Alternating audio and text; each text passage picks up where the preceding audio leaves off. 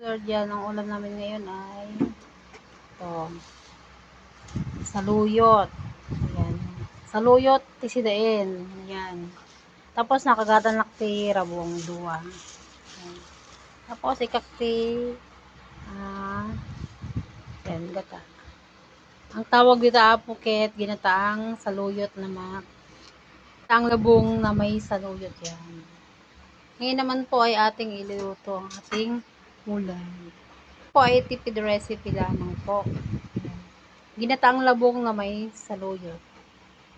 Mga mami, ako po yung nakabili sa palengke ng dalawang balot na labong. Ayan, nabili ko po yan ng 20 pesos. Ngayon naman po, ang gagawin po natin mga mami ay ilalaga muna natin para palambutin natin siya.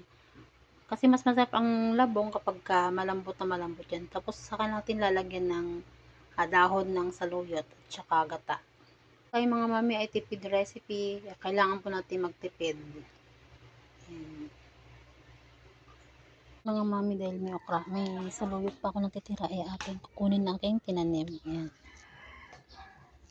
Mami, dagdag natin sa iluluto nating ginataang labong na may saluyot. Ayan. Mami, nabili ko sa palengke na saluyot. Ngayon naman po ito, idagdag po natin aking tanim. Sariwa po yan. Bali, dadagdag po natin ito sa ginataang labong na may saluyot. Yan po, nilagay ko na po ang labong. Ngayon, hintayin po natin yan kumulo at lumambot. Ayan, malapit na po siya. Mami, malambot na ang ating labong. Ngayon naman po, ilalagyan na po natin ng ingredients. Ilalagyan po natin ng regalia. Lagyan po ng sibuyas at saka luya. Lagyan po natin ng sahog. Yan, hindi ko na yun hinimay. Okay na po yan.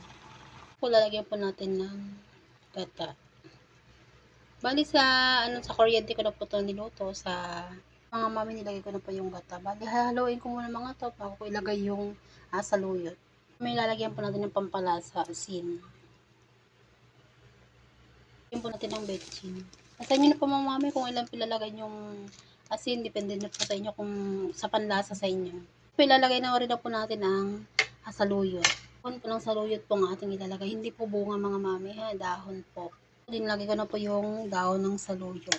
Ayan. Bali, babalik ta rin lang po natin. Kulang mga mami ang pampalasa niyo, pwede po niya yung dagdagan ng magic sarap po, kaya patis. Kaya po mga mami, yung ginataang labong na may saluyot, ayan. Malapit na po siya maluto. Kain po tayo mga mami.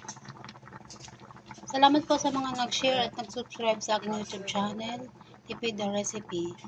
At sana po patuloy po akong subaybayan sa aking mga recipe na iluluto. Then, paki-comment na rin po kung saan lugar kayo, kung saan na po nakarating lugar ang aking video. Salamat po. Thank you for watching.